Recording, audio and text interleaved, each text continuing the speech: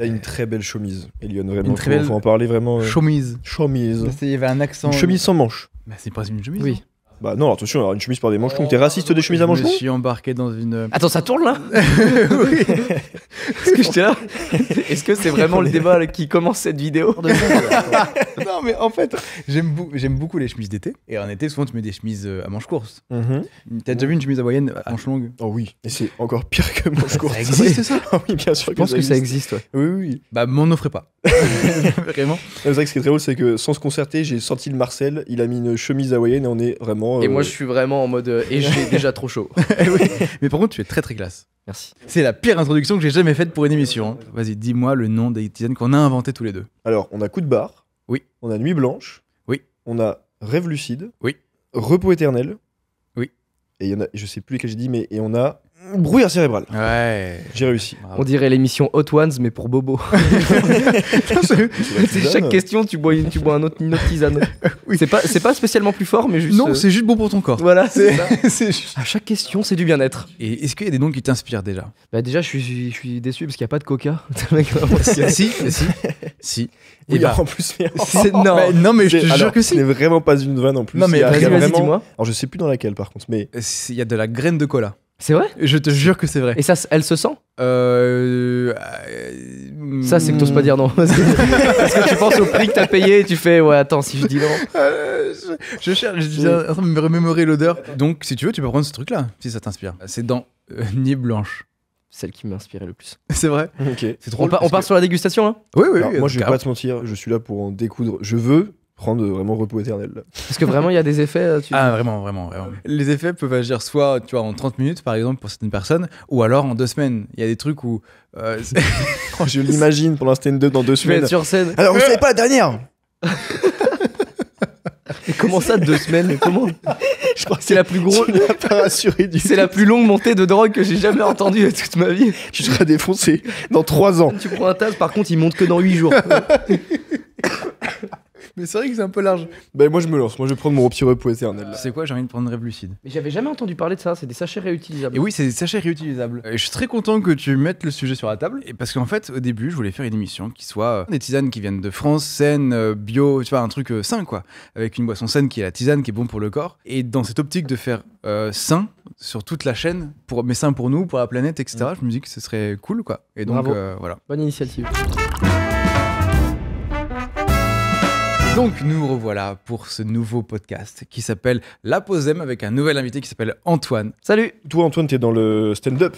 Ouais, carrément. Du coup t'es vraiment le pote de Elion en fait. Du coup moi je t'avoue qu'on s'est rencontrés un peu sur quelques projets et tout. Mais est-ce que du coup tu pourrais me dire d'où t'es venu le stand-up et tout Parce que moi je sais que vous avez fait la même école de cinéma. Ouais, on n'était Et pas c'est dans la là même où- promo. Non. Ok. Si. Non. Enfin, non. Si, bien sûr que si. Non. Ah d'accord. Non, On est potes. Non, moi, on a le même âge, peut-être 96 aussi. Ouais. Et, sauf que moi j'ai un an de retard sur ma scolarité, parce que Ok. j'ai redoublé ma seconde. Ouais, petite parenthèse. Oui, là-dessus. il a pas son bac à côté, donc t'inquiète. Bon, venez, on parle de ça en fait. L'échec scolaire. Et non, j'étais la promo juste avant. Et du coup, je me suis lancé dans Ciné Gratis, alors que j'ai toujours kiffé les vidéos et tout, mais c'était vraiment pas du tout une ambition. En fait, j'étais paumé et mon pote Rémi allait là-bas. Mhm. Et du coup, je me suis dit, comment peux faire pour rester avec mon pote à faire la Je même fais la même école que école, lui. vraiment sûr. Et après, je suis parti sur le stand-up. Le mec a vraiment résumé. Bah écoute, c'est Allez, une fin fin de d'émission, podcast. c'est super sympa d'avoir écouté. Non mais du coup t'as l'école de cinéma t'as laissé tomber. Ouais, mais en vrai, j'ai kiffé. J'ai kiffé la pratique et tout, ce que c'est monter des vidéos et tout, c'est un truc que je kiffe faire. Mm. Mais la théorie, qu'est-ce que c'était chiant, quoi. Ah bah oui, On oui. est tous complètement. d'accord là-dessus je pense. Ouais, sûr. après, je blâme pas, je comprends qu'il y ait des gens qui aiment bien, mais. Non, moi je comprends pas vraiment pas. Bah oui non, enfin moi je sais que j'étais... L'histoire de la mise en scène, qu'est-ce qu'on en a à foutre? On peut se livrer dans ce podcast? Ah ouais, ouais. Qu'est-ce Ah, mais qu'on en a à foutre? concrètement, en vrai, Putain, moi ça je fait sais du que bien. on en a déjà parlé, mais moi j'étais venu dans une école pour me dire je vais pratiquer, tu vois. Et là j'étais là, ah ok, bon bah on est assis à une table à écouter un mec et ça me manquait un peu de. Bah, Il y a des pratique, trucs, de toute façon tu connaissais un peu le parcours et on sait que tu commences vraiment à te mettre dedans en 2e année et tout machin. Tu me dis, les gars, une année là à attendre qu'on s'y mette vraiment quoi. Donc, Et ça coûte cher, quoi. Et il y a ce truc là où, tu vois, par exemple, pour revenir au truc au cours inutile, moi l'histoire du cinéma ça me faisait chier quoi. Ah ouais, En fait, avoir plus de culture te rendra pas meilleur cinéaste. non. Ça te rendra juste plus cultivé quoi. Ouais, et Et- tu seras juste le mec encore plus chiant pendant un tournage Après, qui dira je pense que non, c'est parce qu'en fait, d'après. Ouais, non, c'est ça. Et en fait, l'histoire du cinéma, c'était le seul cours où je récupérais mon sommeil, ma dette de sommeil.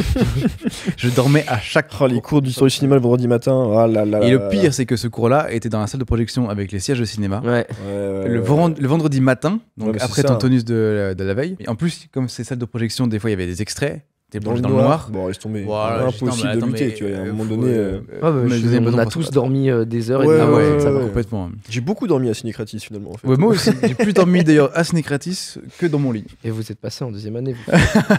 Oui, c'est vrai. Oui, et je suis même passé en troisième année avec 5,6 de moyenne. C'est hyper intéressant parce que toi, tu me disais que, en off que t'avais aucun regret au final d'être parti et Pas de du pas avoir tout. continué ce truc-là parce que tu serais peut-être pas là où t'en es là si t'avais fait les 3 ans classiques et tout. Bah ouais, c'est ce que je disais tout à l'heure, c'est que si je recroisais la patronne, enfin la directrice du. La patronne. Anecdote, le lapsus, the boss sauvage n'est plus là. Elle est partie. Oui, j'ai Ouais, entendu oui, dire ça, ouais. Ouais. Et si je la recroise, en vrai, je crois que je la remercie parce qu'elle m'a rendu un service incroyable. Déjà, elle m'a fait En te économiser. virant. La c'est ça. thune. Ouais. Ouais. Oui, parce qu'elle m'a viré. Oui, ok, d'accord. Oui, c'est vrai qu'il fallait commencer Non, par non, là. mais oui, voilà, faut. Bah, c'est là où tu te dis qu'elle avait quand même un minimum de lucidité sur le fait que j'avais vraiment pas grand chose à faire là-bas, quoi. Et en fait, vu que j'avais commencé déjà le stand-up en première année, et c'est un des trucs qui fait que j'étais plus assidu déjà dans le stand-up alors que je venais de commencer que dans le cinéma. Du coup, je me suis retrouvé sans rien et je me suis dit, bon, bah, allez, là, il n'y a plus le choix. Mais il n'y a plus le choix. Tu savais quand même que t'allais te lancer là-dedans ou c'est un truc que tu as fait genre, allez, on essaye. Bah, tu sais, c'est le genre de truc où tu sais pas comment tu te lances, tu sais pas si tu mets les 2 pieds dedans, tu sais pas si tu sautes, si tu plonges. Et en fait, tu sais, t'as l'école à côté, du coup, t'es en mode, bon, on va mettre ça à côté. Enfin, tu sais pas trop quoi faire. Et en fait, là, tu te retrouves vraiment en mode, bon, bah, maintenant, j'ai les portes, enfin, j'ai tout qui est ouvert. Ouais. Qu'est-ce que je fais? Est-ce que je pars sur d'autres études ou est-ce que. Et en fait, la question. Ouais, t'es vite répondu en fait. T'es en mode, Exactement, je me suis dit, je mais vas-y, m'écoute et tout, fonce. c'est ce que je veux faire. Et c'est ma Ouais, mais passion. fonce, quoi. t'avais déjà pensé à te lancer dans le stand-up ou c'était Oui, un je commençais truc, déjà à faire du stand-up. ah Et c'est ce qui fait que je pense que je suis. Enfin, tu sais, j'ai loupé des partiels ou j'ai. Comment tu te lances dans le stand-up? Bah, Toi, en c'est avec fait, tes potes, en vrai, tu fais des blagues, tu fais des trucs. Aujourd'hui, tu testes c'est des beaucoup trucs. plus facile qu'avant. c'est en fait le truc que j'allais te dire pour te couper vite fait. Se lancer dans le stand-up, bah, ça s'est fait sur 5 ans, quoi. Ouais, Ouais, 7 là- ans, ça fait 7 ans. 7 ans, ouais. Là, En officiellement, tout, on peut depuis que dire j'ai commencé ma première scène, après, il y a. Tu sais, quand on dit, ouais, ça fait 7 ans que tu fais ça, on fait, ouais, tu dois être trop fort. Mais il y a 7 ans, à Nantes, on jouait une fois tous les 2 mois. Donc, tu vois, Ouais. Mm. de manière intense, on va dire, ça fait 3 ans. Mais c'était ce truc-là où moi j'étais choqué au début parce que je me suis dit, putain, c'est ouf, le mec, il est viré du camp première année et il se lance dans le stand-up. Et toutes les années qui ont suivi, t'as pas lâché une seule seconde. T'as J'ai- toujours. Et j'ai eu des moments où j'avais envie de lâcher parce que c'est dur. Mais en gros, au début, tu commences, tu fais que des bars, des plateaux, puis on jouait dans des conditions pas ouf au début à Nantes. À part le mercredi au Westside, c'était géré par Edgar Yves à l'époque. C'était les seuls endroits où tu pouvais avoir à peu près l'écoute, mais au tout début, tu jouais dans des bars où personne te respecte, Ouais. personne t'écoute. Et tu sais, tu joues dans des bars où tu sais pas comment ça se fait, le patron il dit, bah vous êtes payé 70 balles chacun. Donc tu joues, et dans ta tête, tu dis 70 €, parce que là, je vais faire des blagues là. Ouais, c'était Et en déjà fait, dans énorme. Ouais. Ouais, bah ouais, et là, tu joues en te disant, bon bah personne m'écoute, mais tu penses à. Ouais, au Péki qu'il y a derrière, quoi, tu vois. Genre, ce Ouais, truc, c'est ça, et en plus ça va, plus ça s'est démocratisé à Nantes. Maintenant, Nantes, c'est devenu une dinguerie. Vraiment, en toute Mais- objectivité, c'est la deuxième Ouais, ville mais de moi je le stand-up en vois, hein, France. franchement, ouais, il y a un truc qui. Bah, de toute façon, vous avez fait des scènes au warehouse et tout, j'ai vu, enfin, il y a grave, il y a de la com, il y Tu a peux des. jouer tous les soirs et voir jusqu'à 3 fois par soir à Nantes, dans des lieux différents. Non, mais c'est c'est fou. énorme. Mais C'est vrai, c'était le un sac empire qui a été stand-up, monté c'est là. un à truc, Nantes. je sais pas, je dis peut-être une connerie, je suis pas un pro stand-up, mais il y a 10, 15, 20 ans, c'était pas pareil du tout, tu vois. Enfin, Non, vraiment pas. Mais il y a 2 ans, c'était pas pareil. Une petite parenthèse. Ouais. C'est délicieux. Ah, délicieux, tu trouves? Je trouve ça super. Alors que pourtant, c'est pas mon truc. Et je trouve ça super bon. Je pense que j'aime bien quand t'as des nouvelles saveurs. Et je saurais pas dire du tout ce qu'il y a dedans. Je pensais que la tisane de base, ça faisait dormir. Non, en fait, c'est ce que je disais quand je suis allé à l'arboristerie et la dame me fait ah non, idée reçue complètement. C'est que suivant suivant la plante que tu prends, soit t'as un effet qui va, alors c'est pas t'aider à t'endormir, ça va plutôt t'apaiser et du coup tu vas t'endormir plus facilement. Mais si tu prends ce genre de tisane que tu as dans les mains, ça va être l'effet complètement inverse. C'est que ça va te donner vraiment un coup de boost. Mais je trouve que le goût est. Tu sais, c'est plein de trucs un peu. Ah bah, il a mérite d'être original, ça pour Ah le bah, coup. celui-là, Ouais, mais j'aime bien. Ah ouais, Qu'est-ce c'est que je trop disais? bien. Le stand-up. Non, mais c'est Oui, Ah compliqué. oui, avant, c'était si tu voulais faire. Mais il y a pas si longtemps que ça encore. Hein. Si tu voulais faire du stand-up, c'était faut aller à Paris. Et dans la tête des gens, ça l'est moins, mais c'est encore ancré dans la tête de certaines personnes. Mais je trouve ça grave cool ce truc de venez, on dégorge Paris en fait, tu vois, genre c'est capitale du visuel, capitale du stand-up. capitale Allez, du on va faire ça machin. nous dans notre podcast. Allez, Non, mais venez. du coup, c'est bien qu'il y ait des Sortez gens, de Paris. c'est bien qu'il y ait des gens comme toi qui disent bah non, on va le faire dans notre propre ville, tu vois. Bah genre, après, c'est je dis bon. ça, mais j'ai Ouais. quand même tenté 2 fois d'aller vivre à Paris. Et en fait, Ouais, mais j'ai- après, tu suivais un peu les schémas classiques. Ouais, Mais tu c'est parce vois. que ça, c'est le seul qui existe. C'est compliqué, mais tu prends un schéma dans lequel t'as pas de référence. Non. Donc, tu vas vers l'inconnu. Enfin, en tout cas, j'imagine que c'est ce que t'as fait. Bah ouais, et puis tu sais, c'est comme. Enfin, je sais pas si la comparaison, mais c'est comme si tu sais pas quoi faire, tu vas en école de commerce et puis t'avances parce que tu sais que c'est là-bas qu'il faut aller. Là, tu fais du stand-up, tu sais pas trop où aller, tu te dis tout le monde va là-bas, bon bah tout le monde va là-bas, bah viens, on va là-bas parce que tout le monde dit que c'est l'Eldorado du stand-up. J'ai tenté 2 fois, je me suis dit, mais en fait, qu'est-ce que je fous là-bas? J'aime bien ce truc de.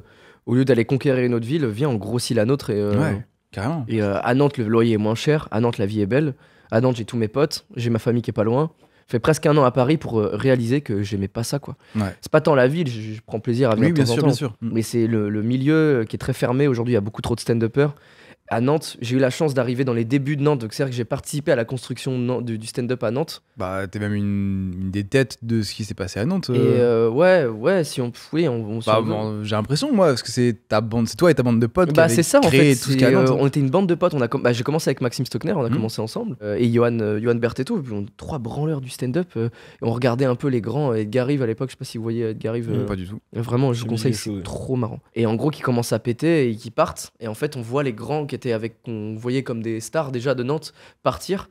Et en fait, bah, tu vois, et en fait, au bout d'un moment, on fait bah, maintenant, c'est à nous de gérer Nantes, c'est à nous de gérer les trucs, parce qu'on est les plus anciens. Et c'est trop bien. Et au lieu d'aller à Paris, à Nantes, je peux jouer tous les soirs. Je sais qu'il y a le Micro Comedy Club à Nantes, c'est vraiment ma deuxième maison, on y va tout le temps. Enfin, t'arrives, même que ce soit dans le bar, derrière le bar, c'est que des potes. Ouais. J'ai l'impression d'être dans la série Friends, quoi. Non, mais c'est ce truc-là, c'est une ambiance hyper bien. cool entre potes, c'est une Ouais. famille, c'est trop bien. Ouais. J'estime tellement, j'ai mis du temps à le faire, mais j'estime tellement la chance que j'ai d'avoir ce. Bah, c'est pas moins de la chance, hein. Là, pour le coup, c'est beaucoup de travail, ça. Non, mais il y a le travail, mais faut pas. Quand je dis la chance, c'est par rapport à d'autres gens. Je parle pas de. Oui, mais je vois ce que tu veux dire. C'est un plaisir. J'estime vraiment la chance que j'ai de. Tu sais, on est dans une bande. Je passe ma journée avec mes potes. En plus, je suis en coloc avec un pote qui fait du stand-up aussi, donc on écrit ensemble. Le soir, je suis avec mes potes. Et des fois, c'est des petits groupes différents parce qu'on joue pas tout le temps en même temps, dans des lieux différents. On va écrire ensemble. Je me dis, je suis dans une colo géante qui ne s'arrête jamais. Ouais, c'est ça. Et c'est trop bien. C'est trop bien. J'ai eu cette même émulsion créative C'est beau. qui s'est créée. C'est beau. Ça va bien avec le thé et l'ambiance. La tisane, grand fou. Du Tisane. thé, tu as dit. Oh là là. Il n'y a pas de théine dedans, attention. Hein. Je vous ai vraiment touché quand j'ai dit Ouais, thé. c'est ça, il m'a atteint. Quoi? Non, mais quand j'étais à Fanta X You, avec le concours sur YouTube avec Webedia Oui, et c'est Fanta, vrai ça. ça a été vraiment ce truc-là où on se retrouvait entre créateurs dans le même domaine. Et t'es dans une baraque où tu passes ta vie avec d'autres gens qui sont dans le même délire que toi. Et c'est trop bien parce que ça te pousse à créer des choses, à créer des trucs ensemble. Ouais. Ça avait duré combien de temps, Fanta X You ? Pas donc ça. Alors ça s'est étalé sur 1 an, mais c'était 3 sessions de 2 semaines ou une dans un château, voilà, en dessous de Paris.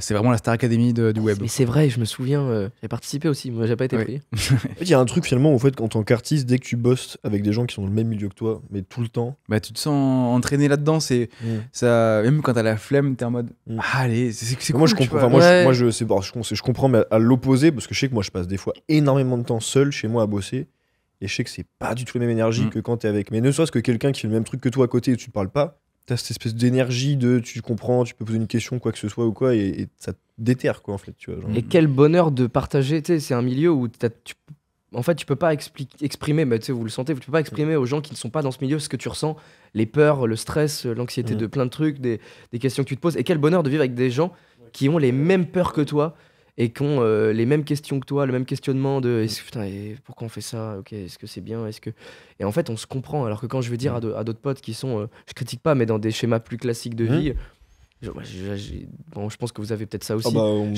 J'ai des potes qui ont ça, ils ont une maison, ils sont mariés. Ah bah là j'ai un pote enfants. qui m'a dit ça fait d'un pote du lycée, tu vois, que j'ai pas vu depuis du coup 10 ans. Et il m'a vu sur une vidéo YouTube, sur une vidéo sur TikTok avec Mafia Carlito. Et il fait ah tiens, je t'ai reconnu et tout. Il m'a envoyé un message et il me fait oui, maintenant du coup j'ai regardé ma vidéo avec ma femme déjà j'ai bugué avec ma femme, tu vois. T'es là, waouh. Et il me fait ouais, maintenant j'ai 2 gosses. Attends, on est Déjà, de la ma même année. femme, tu vois, c'est pas ma copine, c'est ma femme. Ma Tu vois, femme, il y a un truc, tu vois. Ah ouais. Et je me suis dit, putain, mais attends, j'ai le même âge. Moi, je me verrais tellement pas. C'est même pas réalisable. J'aimerais bien, mais c'est pas réalisable, tu vois. Ah ouais, non. Je suis tellement investi dans les projets, etc., que je voudrais pas chier ma parentalité. Et dans ce sens-là, c'est juste pas le moment. Et en plus de ça, il y a un truc qui est bizarre. Mais j'ai l'impression que tu deviens un peu trop adulte quand t'as un enfant. T'es obligé. Je te renforce dans un truc, c'est que c'est pas un travail qu'on a, tu vois. C'est une vie, en fait. Oui, c'est pas un mode 100 ans de ce vie, truc de t'es au boulot à 9h, à 18h dans une boîte bien précise, tu bosses pour quelqu'un. C'est que nous, c'est un projet beaucoup plus large, en fait. Ouais, mais carrément, bien sûr. Mais en fait, on peut pas parler du projet en lui-même parce que ça reste un peu dans l'ombre. Et souvent, quand on parle d'un projet et qu'il sait pas, il faut assumer derrière et c'est un peu chiant. Donc, on va le garder un peu dans l'ombre pour l'instant. Mais c'est un projet qui est, à mes yeux, encore plus grand qu'une famille, tu vois. Il y a une ambition derrière qui est, je suis presque d'accord avec toi là-dessus. Ouais, qui est plus large que dessous ça. Tout ça, oui, c'est que là, on allait voir très très très loin. Et sinon, en fait, par rapport au fait d'être un peu plus adulte, tu peux garder ton âme d'enfant. Et d'ailleurs, je vois très bien avec ma fille Carlito, ce sont les définitions parfaites de parents qui sont des enfants, où il y a ce truc-là où, évidemment, t'es plus sérieux sur certaines choses, plus posé, t'as pas le choix, t'es obligé. Moi, je les heureusement, estime comme des modèles de père. Hein. Franchement, c'est vraiment, incroyable. je le dis vraiment haut et fort. Ou sinon, après, je sais pas si c'est le même débat, mais c'est les parents qui se rendent pas compte en étant parents qu'ils ont été enfants. Ouais, qu'ils oublient. Et je trouve ça dingue. Et des fois, je me dis, mais c'est fou. Je regarde en ce moment le documentaire sur Squeezie. Ouais. Ok. Vous le regardez, c'est vraiment. Faut que je regarde. Je suis en sais plein que. Et ils interviewent le père et la mère de Squeezie. Et le père, son père, il est vraiment. Tu sens que il est pour l'épanouissement de son fils. C'est un peu le fond, il l'accompagne là-dedans. Ouais, il l'accompagne, c'est lui qui lui achète des jeux vidéo et sa mère qui est là. Non, moi je disais non, moi je veux pas. Et ils mettent des des archives. Et en fait, tu vois le début des jeux vidéo avec une voix off de les jeux vidéo ils sont dangereux pour les enfants. Ouais. T'as une mère qui fait moi je ne veux pas que mon fils. Et tu sais, c'est ce truc de. Mais tu réalises que t'as été enfant aussi et que enfant t'étais content quand ta mère te laissait jouer dehors plus que tu voulais. Ouais. Et je comprends pas ce truc de. Quand t'es parent, t'as le pouvoir de briser des rêves. Alors que t'as été rêveur et t'as rêvé de ça et t'as rêvé que ton père te dise ok ce soir tu peux aller dormir chez ton copain. Et toi quand t'es dans la situation où tes parents tu dis non.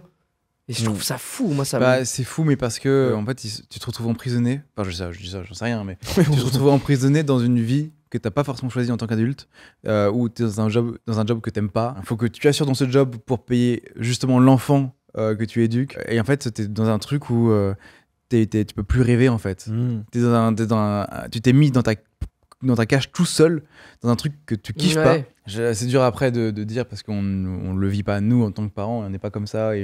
Non, c'est vrai que là on se base. Moi, je m'imagine beaucoup de choses. On se projette on se projette de fou, mais moi, je suis persuadé par contre que si un jour j'ai des enfants. Mais ils veulent faire un truc, fonce. Et je serai le premier à les soutenir. Mais au-delà du soutien, je pense qu'il y a un truc important, et c'est pour ça qu'il y a plein d'enfants, adolescents et tout, qui sont en conflit avec leurs parents.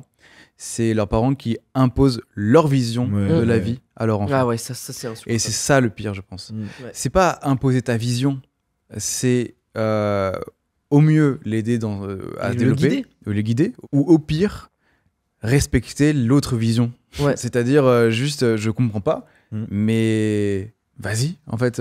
Ouais, c'est comme un bébé qui apprend à marcher, si tu lui dis va que là, t'as pas. Tu sais, il y a le truc c'est vraiment ça. Laisse-le marcher. Par contre, je te laisse marcher. Par contre, si tu vas au bord d'un truc dangereux, je serai là pour dire non. Exactement. Par contre, va, marche, apprends. Je pense que déjà moi quand j'aurai un enfant, je serai terrifié du moindre truc, tu vois.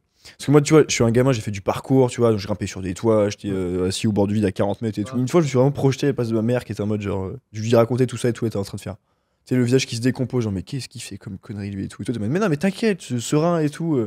Du coup, en fait, c'est peut-être ça qui fait peur d'avoir des enfants. C'est parce que tu te projettes sur comment toi t'étais avant et tu dis, mais jamais, on a tous fait des conneries, on a tous fait. Et tu te dis, mais non, mais c'est pas possible. Non, comment quand tu peux être serein en sachant toi, l'enfant que t'as été. Et puis tu deviens responsable d'un humain. Ouais, je pense que c'est ce côté responsable, tu vois. Je me sens mal à l'aise dans ces discussions parce que je suis pas parent et j'ai l'impression de pas avoir le recul nécessaire ou la vision nécessaire pour pouvoir vraiment parler. Je me projette, mais ça se trouve, ça sera du bullshit. Je me dirais, putain, en fait, je pouvais pas. C'est ça, en fait, on est trois enfants. Reparlons de la folie. Voilà, on est 3 enfants qui parlons des parents sans savoir du tout ce que ça fait d'être parent. Ouais, c'est vrai. Non, mais par contre, c'est cool de pouvoir en parler en tant que grand enfant. De dire, ce serait cool de garder cette vision-là et d'être vivant tout simplement, quoi, d'être fou.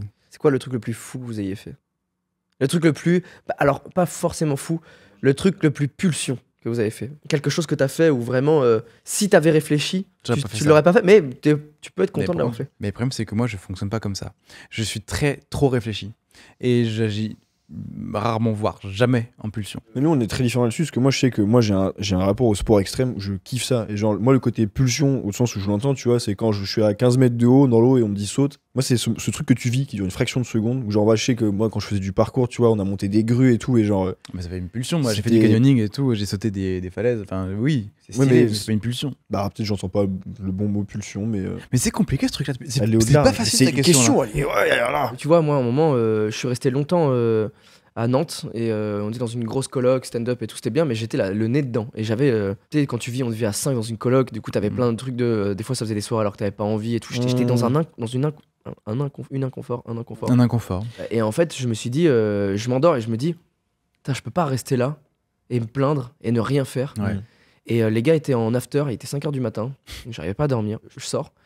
Et je fais, en vrai, je crois que je vais me casser. J'avais 15 jours pour aller à Bordeaux. Et 15 jours après, j'avais une scène de stand-up à Bordeaux. Ouais. Je regarde les gars et ça me dégoûte d'être là. C'est pas les gars mais la situation, j'en peux plus. Et je leur dis, je vais partir à pied à Bordeaux. D'où ce projet-là. Ouais, je vais aller à pied et tout le monde qui se marre et tout. Je pars, je vais à Decathlon. J'achète pour 200 balles de trucs, j'achète que de la merde. Que des trucs que j'ai appris plus tard qui n'étaient pas du tout utiles, ouais. Pas du tout adaptés, encombrants, et voir ça m'a niqué mon séjour. Ouais, super.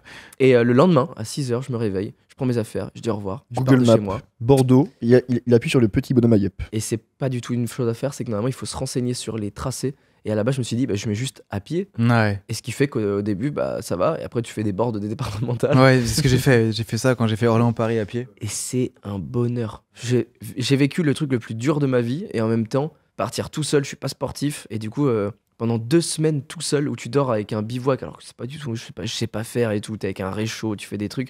2 semaines tout seul. Où je marchais, et puis plus ça va, plus du coup mes pompes, j'en rachète d'autres.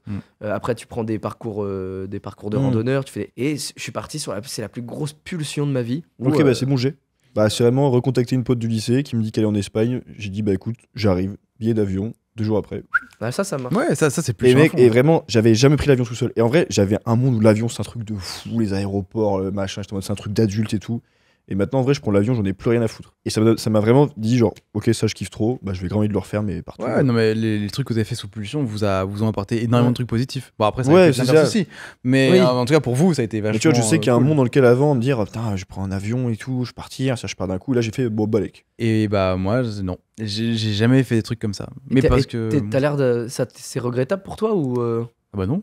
Non, toi, tu verrais jamais vivre ce genre. Bah si, mais enfin. C'est pas un reproche. Enfin, en mode.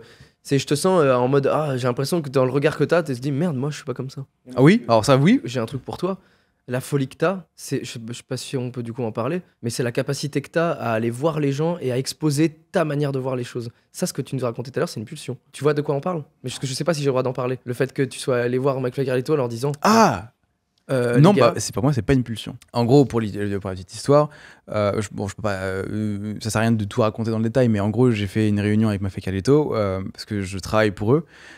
J'ai exposé différents trucs. Enfin, j'ai analysé en gros tout le travail que j'avais fait depuis un temps imparti par rapport à la rémunération que je gagne et ce que eux gagnent avec mon travail. J'aurais dit, les gars, je suis pas rentable pour vous. Vous me payez trop pour le taf que je fais. Alors déjà, là, moi, j'étais... Déjà, tu te chies dessus, parce que tu es clairement en train de... Enfin, concrètement, ça veut dire très courageux, quand même. Tu te vires tout seul, vraiment. Oui. Et là, Carlito me dit, mais là, tu sais que t'es en train de te virer, là. Je fais oui. Et le dire oui a été plus difficile que exposer tout le truc avant. C'est juste un mot, mais le pire mot. Accepter ce qui t'est en train de se dire. Surtout quand Carlito te le dit. Et là, mais je tremblais. J'essayais de cacher et tout, mais je tremblais terriblement. Il a fallu 1 heure après la réunion pour détrembler. Mais c'est pas une pulsion. C'est du courage. Je pense que là. Sûrement, mais c'est pas une pulsion parce que j'avais analysé avant. C'était très réfléchi. J'avais pensé au truc avant. Et c'est que j'avais un plan de secours. En fait, j'ai exposé ce truc-là, sous cette forme-là, pour être libre d'avoir un autre job derrière, avec une autre rémunération, etc. Donc j'avais déjà réfléchi à la suite. C'est pas un truc en mode. Je dis pas juste vous me payez trop, point. Ouais, t'avais réfléchi à la suite. Mais il y a quand même eu un saut dans le vide parce que tu peux pas anticiper. Il y a carrément un saut dans le vide. Donc il y a quand même une part de. C'est pas une pulsion. C'est juste. Moi, je pense que la définition de pulse est très ou alors on n'a pas la même définition de pulsion. Moi, je trouve que t'as eu un courage où moi, j'aurais peut-être même pas osé faire ça. Parce que... Ah, moi, j'aurais jamais osé faire ça. Ouais, non, mais t'es fou. Tu sais, quand t'as ce truc où t'es tellement content d'être là, surtout avec des gens que t'estimes et des gens importants qui sont. T'as pas envie de perdre ta place. Ton propre chef, que t'es pas utile pour ces gens. Sachant que nous, on n'avait pas extrêmement conscience à ce moment-là. Donc, tu leur as vraiment fait dire un truc qui était pas. C'est pas t'étais en mode. Sur la sellette, tu vois, ou... Mais moi, même pour moi, j'avais l'impression que j'allais pouvoir tège à tout moment aussi. Ton impression. Oui. Et regarde, ce qui est marrant, c'est que maintenant, on fait un bond dans le présent. Là, t'es en train d'organiser un podcast qui est incroyable. Je passe un très bon moment. Merci beaucoup. Et regarde, dans le décor de McFly et Carlito, oui, c'est pas incroyable. C'est ouf. Et puis en vrai, ils sont de ouf derrière moi, en train de me soutenir et tout. Et avec qui je peux parler des projets, on peut échanger. Pour moi, c'est des mentors vraiment avec qui je peux échanger et tout. Et c'est génial. Et donc, oui, la prise de risque a été récompensée. Et je sais pas de quoi est fait le futur. Et j'espère que ça continuera dans cette lignée-là. Le nouveau schéma dans lequel je travaille avec eux, moi, je m'y retrouve beaucoup plus. Je suis beaucoup plus stimulé. C'est beaucoup plus créatif. Et c'est génial. T'as activé ton arc créatif en fait. Bien parce qu'il y a vraiment, du coup, nous on se ressemble un peu plus sur le côté pulsion et de faire des trucs et toi, ta réflexion t'amène à prendre des risques. Et je trouve que c'est. Ah, mais c'est ça par contre. Et ça, je trouve ça trop bien. Parce que c'est-à-dire que même s'il y a une part d'inconnu total parce que tu sais pas comment ils vont réagir, t'as quand même analysé ton truc, tu t'es écouté. T'as forcément une petite voix dans ta tête qui t'a dit Ah bah oui, sinon j'aurais pas tremblé. Mais tu vois, donc il y a une forme de... Tu t'es quand même jeté dans le risque que t'as pris en faisant ça est quand même bien plus grand que de moi de dire je pars en Espagne, tu vois. Et que moi d'aller à Bordeaux, parce que au pire des cas, qu'est-ce que je fais ? Je fais du stop et je prends le train. Ouais, voilà, tu vois. Non, c'est vrai. Après, ouais, c'est du risque calculé, mais Ah putain, faut vraiment te l'énumérer. Ouais, vraiment... Ah putain, je suis désolé. Ah merde. Bon. Sinon, on peut avoir si tu peux le faire en 1 minute. Bon, les amis, on va devoir vraiment couper ce. Et sinon, finir là-dessus. Continuer le podcast en mode. Parce que mais du coup, j'écouterai pour entendre ça. Ah, ce serait très drôle. Bon, les amis, il faut dire qu'Antoine Santac a un train, il doit vraiment partir, on doit le libérer. Donc, merci d'être venu. Merci beaucoup. Je vais libérer les caméras. On dit tous au revoir, Antoine, c'est une blague, s'il vous plaît. Merci beaucoup d'être là et puis cours. Ouais. Rentre bien à Nantes. Bon, bah, du coup, on est tous les deux. Tous les trois, tu veux dire. Ah oui, c'est vrai. Oh. Bah oui, effectivement, je t'écoute, t'avais pas fini par rapport. Tu parlais de YouTube, etc. C'est ça. Je dis non. Oh, ça va être très chiant pour toi de faire tout ça. Continue. Dans ce truc de prise de risque par rapport au réseau et compagnie, j'ai fait la réunion avec McFly et Carlito parce que j'avais une vision. Je croyais à un truc et j'ai voulu m'accrocher à ma vision, ma façon de voir mon travail, de ce que je voulais faire plus tard, etc. Et ça m'embêtait un peu de continuer à travailler dans la même dynamique parce que je m'y retrouvais pas trop. Parce que t'es créateur en fait avant tout. Oui, là, du coup, t'avais pris cette place pour moi de uniquement technicien. Et oui, tu révélais pas ton plein potentiel en fait.